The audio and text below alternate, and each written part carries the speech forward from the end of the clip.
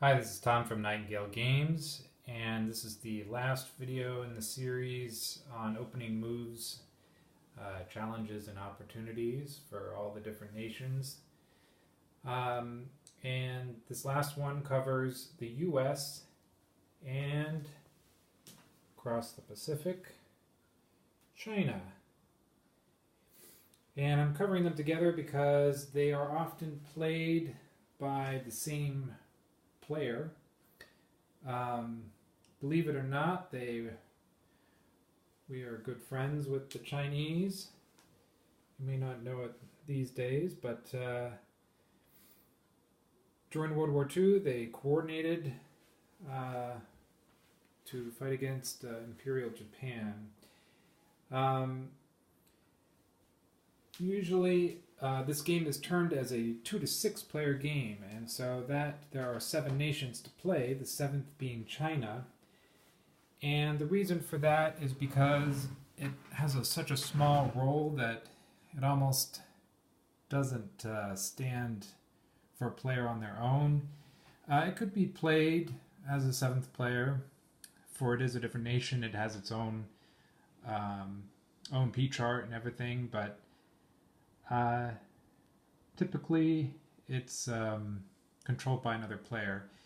And it could be the British, particularly in the Pacific 3-player or scenario, but oftentimes the British have a lot going on in other areas of the world, and the US is the primary adversary of Japan, along with China, so it makes sense for them to be played by the same player.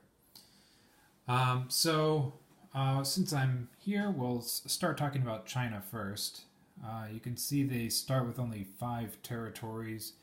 The game starts in 42, so you can see the 3 Manchuria, Peiping, and Zhejiang Guangdong have already been invaded by Japan, but you can see the yellow border around them indicates that if, say, the US liberates one of these areas, control will revert to China, similar to Belarus and the Ukraine.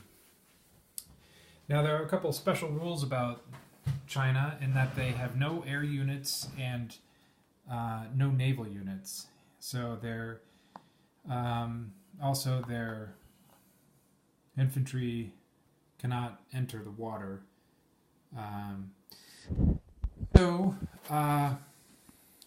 They don't have a lot to go. There's the treaty in place that such that really they're only trying to reclaim land lost to the Japanese.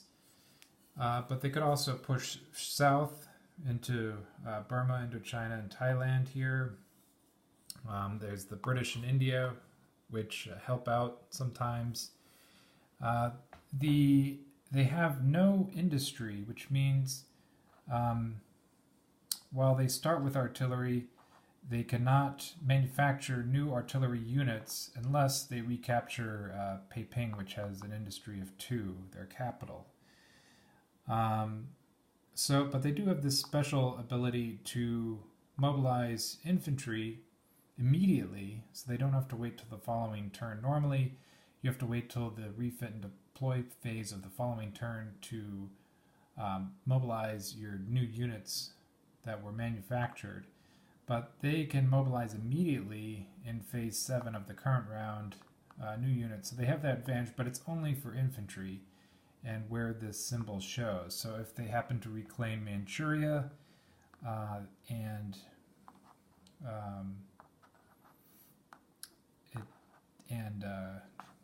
Zhejiang Guangdong, they can also mobilize there as well. But if it doesn't show, then they rules behave as normal. So they also have fairly low strategic value points, 1, 1, 1, 1, 2, And so while they are extremely vulnerable to attack, they aren't as likely as, say, the British to move up on the chart as quickly. Now there is a rail network that comes down here, which can be useful if they manage to somehow reclaim some of these locations from the Japanese. So, like I said, a lot of their actions are coordinated with the U.S. By the way, we're hoping to send out a sticker patch so that these labels can be historically accurate. If you want to learn more about that, it's been talked about on the Facebook page and on the Kickstarter page as to why they don't have the historical labels in this video or for the production release and what we're doing about it. So here in the US, let's talk about them. You can see that the US has significant advantages in that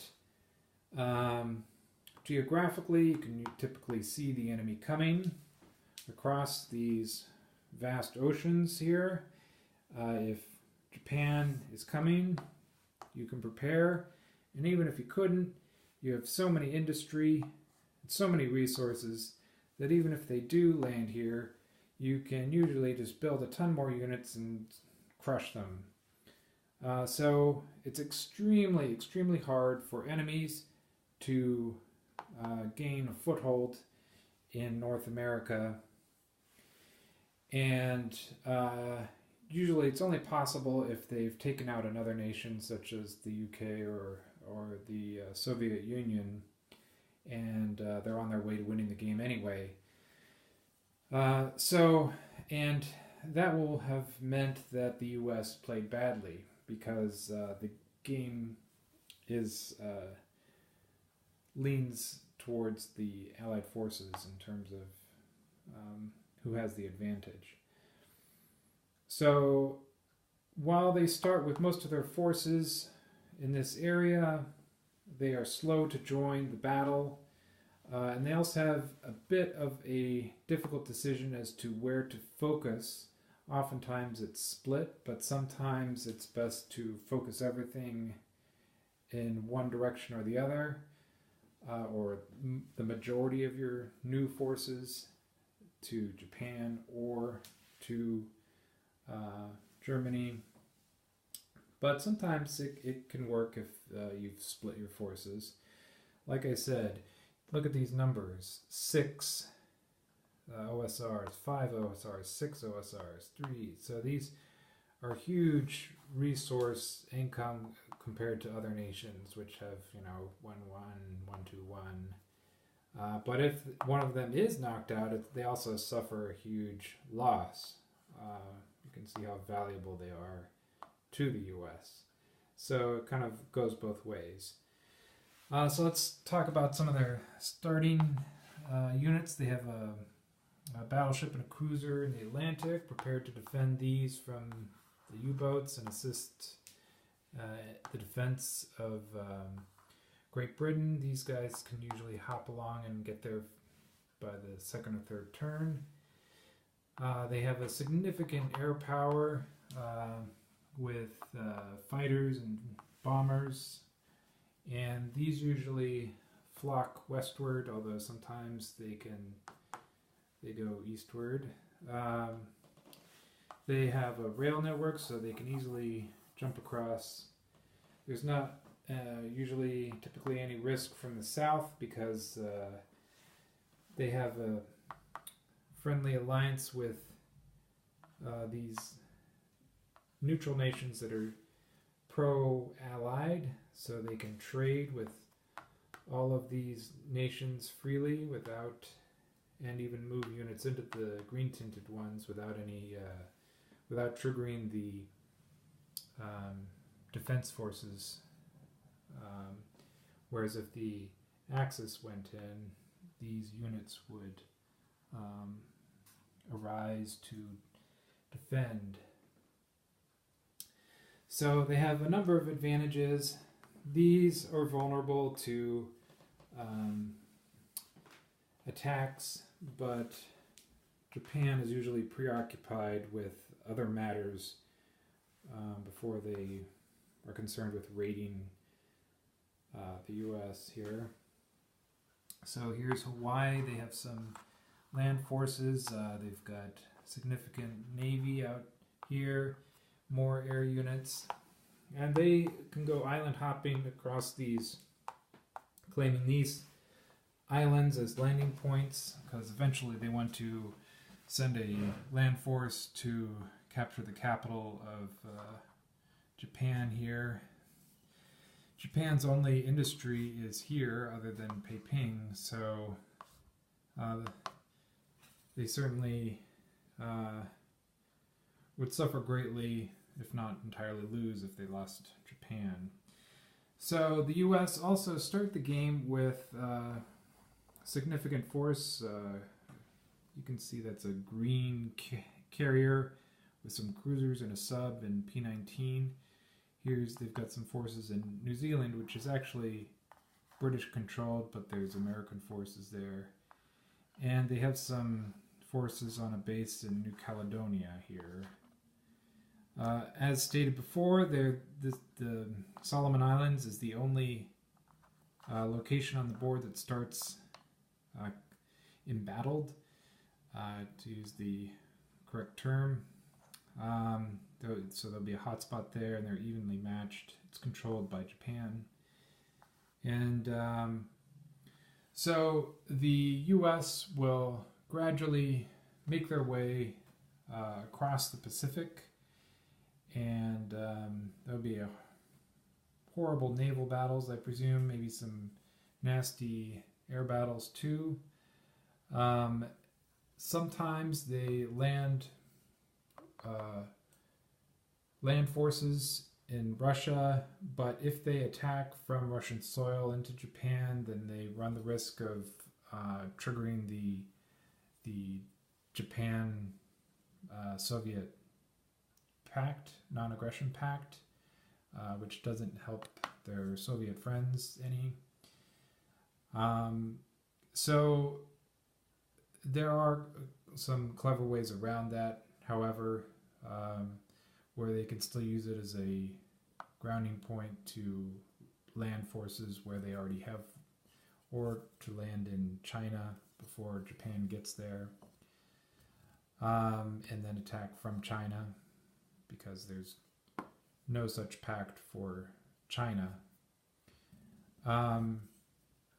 So they also have to coordinate a fair bit with the British.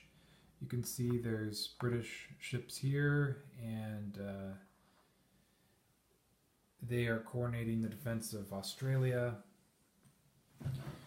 But they're a little bit outmatched in the beginning against Japan with their naval forces, but the US can quickly build up to overwhelm in just a few rounds.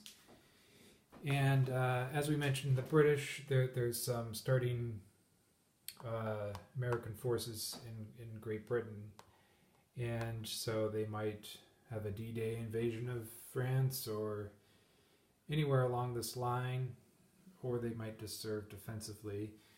And it's not too long to actually come across and land in French Morocco and help out with the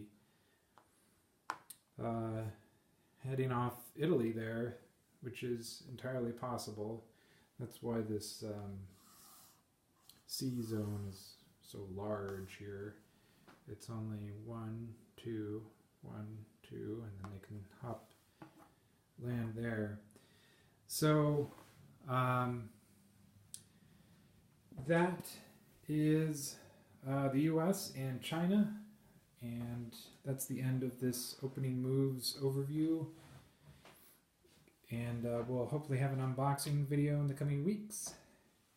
I hope you're asleep after this, and I'll speak later.